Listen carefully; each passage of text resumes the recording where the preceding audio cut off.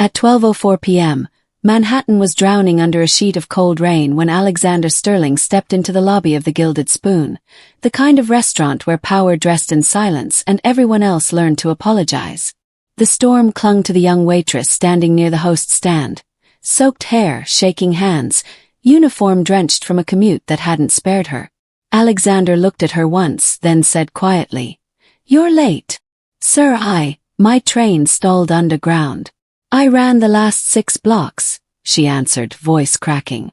"And yet," he replied, "you still failed to arrive on time." Her breath faltered. The diners watched. He dismissed her with a gesture sharper than any shouted insult. She removed her apron, swallowed back tears, and turned toward the exit, until something heavy slipped from her pocket and hit the marble with a metallic snap. Alexander bent down, annoyed at the interruption. But when he flipped the badge over, his face drained. Name. The clearance level. The last name identical to his.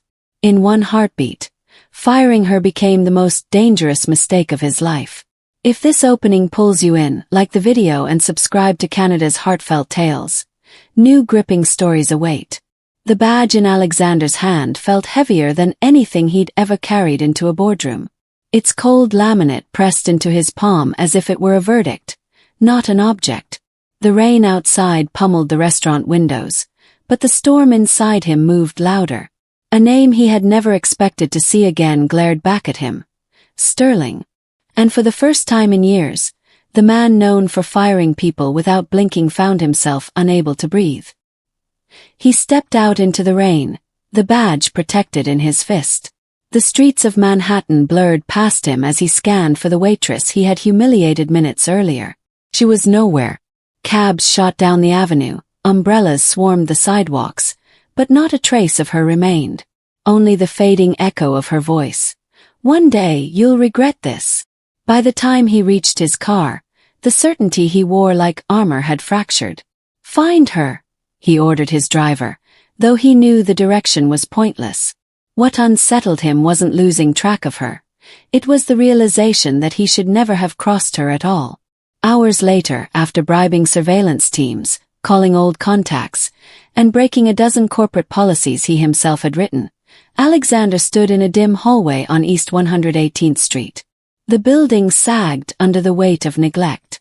Paint peeled like old skin, footsteps echoed too loudly, and the air smelled of damp cardboard. It was a place he had never imagined a Sterling bloodline would live. The apartment door hung crooked on broken hinges. Someone had kicked it open. "Sarah," he called softly.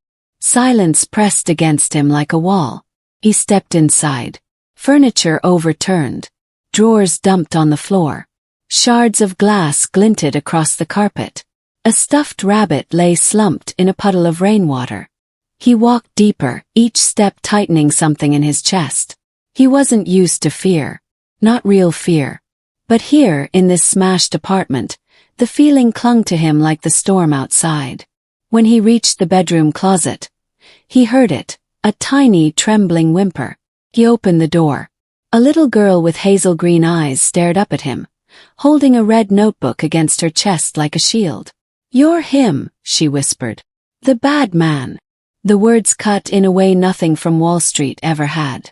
"I'm not here to hurt you," he said with a voice he barely recognized. She didn't move, didn't blink, only clutched the notebook tighter. "Where's your mother?" he asked. Her lip quivered. "Men took her. They wanted the key. Mommy said not to trust you. Unless there was no one else." Alexander lowered himself to her height. "What's your name?" "Lily. Lily. I'm here now. And I'm not leaving without you." For the first time, her eyes flickered with the faintest hint of hope. The apartment shook. Heavy boots thundered up the stairwell. Alexander reacted before thinking. He grabbed Lily, pressed the notebook into his coat, and ran for the fire escape. Bullets cracked the air behind them as they scrambled down the rusted ladder. In the alley, he shielded her with his own body as he sprinted for the waiting Maybach. "Drive!" he shouted as a gunshot shattered the back window. The car screeched away from the curb, fishtailing through rainwater. Lily sobbed quietly in his lap, trembling with every turn. Hours later, safe in his penthouse, Alexander opened the red notebook. It wasn't a child's drawings. It was a journal, dense with diagrams, chemical formulas, encrypted notes. The handwriting was unmistakable. His brother's. Caleb Sterling's research, the research he had been told was destroyed years ago, lived inside this notebook. And Sarah had been the one protecting it. Alexander felt something twist in him. A guilt decades overdue. When his covert intelligence contact called back, the truth spilled out in brutal clarity. Sarah wasn't an employee. Sarah wasn't a stranger. Sarah was family. And the people who had taken her were not amateurs. They were after a serum, a weapon disguised as a medical breakthrough.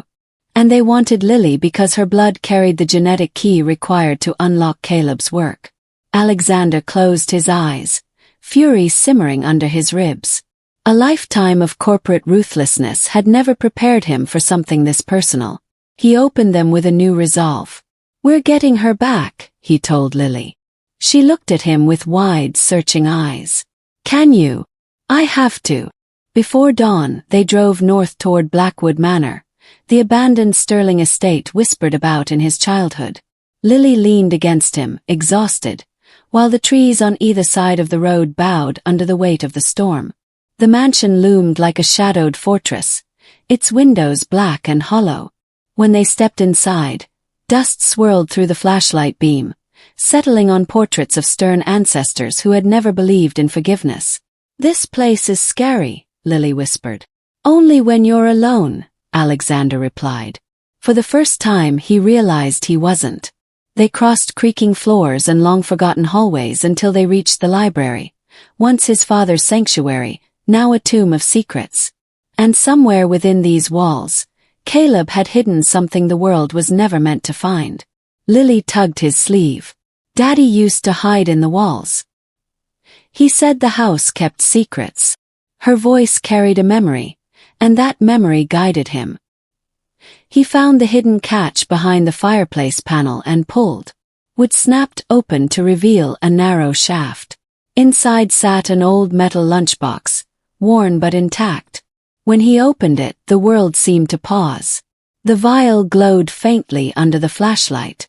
A shimmering silver liquid swirled inside, a creation meant to cure or destroy depending on who held it. And taped beside it was a letter addressed simply, Xander. He didn't need to read it all to feel his brother's presence. Caleb had feared their father's ambitions. He had predicted that someone like Vulov would rise. And he had trusted only his daughter, and reluctantly the brother he had left behind, to protect the world from what he created. Alexander looked at Lily. She stared back with her father's eyes. Thunder cracked outside. Then headlights carved through the windows. Vulov had arrived. They hid Lily in the dumbwaiter shaft just as the front doors thundered open. Sarah was dragged into the courtyard, bruised, limping but alive. Alexander stepped out onto the steps, lunchbox in hand, rain slicing across his face. "Let her go," he demanded. Vulov smirked beneath his umbrella. "You are outnumbered, Mr. Sterling. And outmatched." But Alexander had built his life on turning impossible deals into victories. He hurled the lunchbox into the woods like it weighed nothing. The mercenaries scattered instantly, chasing false hope. Gunfire erupted. Alexander shoved Sarah toward the house and held off the guards long enough to barricade the doors. The two of them stumbled through the hallway. "Lily!" Sarah cried. "She's safe. We need to reach the tunnels." They ran to the library as bullets splintered the mansion walls. The old trapdoor groaned open, revealing the ladder descending into darkness. Sarah climbed down with Lily, who had just slid through the chute, dusty and terrified. When the mercenaries broke through the final barrier, Alexander stood beside the open trapdoor. He held the real vial between his fingers, steady despite the chaos. Vulov's voice echoed through the room. "Give it to me, Sterling." Alexander stared down at the silver liquid, the culmination of his father's ambition and his brother's agony. a weapon that could rewrite humanity. He smashed it against the stone floor. The hiss of its destruction filled the room like the release of a curse. Volov screamed, a raw, furious sound, as Alexander dropped into the darkness and sealed the trapdoor behind him. They escaped through the tunnels and into the rising dawn. The river glistened with the soft light of morning, and for the first time in decades, Alexander felt something close to peace. 3 months later, peace turned into justice. A federal task force, supplied with evidence from Caleb's notebook and Alexander's testimony, stormed Volov's compound overseas. They found him clutching the shattered remains of a fake lunchbox, screaming about a future he no longer controlled. He was taken alive, disgraced, and exposed before the world as a criminal trying to weaponize a miracle. Alexander watched the news beside Sarah and Lily. "Is he gone forever?" Lily asked. Alexander nodded. "Yes. Some people only understand consequences." Sarah leaned back, her voice soft. "You didn't have to choose us, but you did." He smiled faintly. "Family isn't a choice. It's a responsibility." Lily wrapped her arms around him, and the weight he had carried for years finally eased. In choosing them, over money, over legacy, over power, Alexander Sterling had rewritten his own story. And somewhere he hoped Caleb would be proud. When the dust finally settled, Alexander found himself standing on a quiet Brooklyn street, watching Sarah and Lily laugh on the small front porch as if the world hadn't once tried to pull them apart. He realized then that strength had never come from the power he wielded in boardrooms. It came from choosing the people who refused to give up on him, even when he gave them every reason to. He stepped inside, leaving the noise of the city behind. Lily tugged at his sleeve, proudly handing him a drawing of 3 figures holding hands beneath a bright sky. "This one's you," she said, pointing to the tallest figure. For the first time in years, he didn't correct anyone. He simply nodded, letting the warmth settle where old ambitions used to sit. Sarah watched him quietly. Their lives had been torn open, but the truth they fought for had stitched something stronger between them, something their enemies could never touch. Alexander understood now that redemption wasn't earned through apologies. It was built through consistent choices, one moment at a time. Outside, the sun dipped low, casting a soft glow through the windows. The colors brushed against their faces like a promise of calmer days ahead. And as Alexander closed the door, he felt a certainty he hadn't known since childhood. The past no longer controlled him. He had written something new. If this story moved you, please like, share, and subscribe to Canada's Heartfelt Tales so we can continue bringing more powerful stories to life.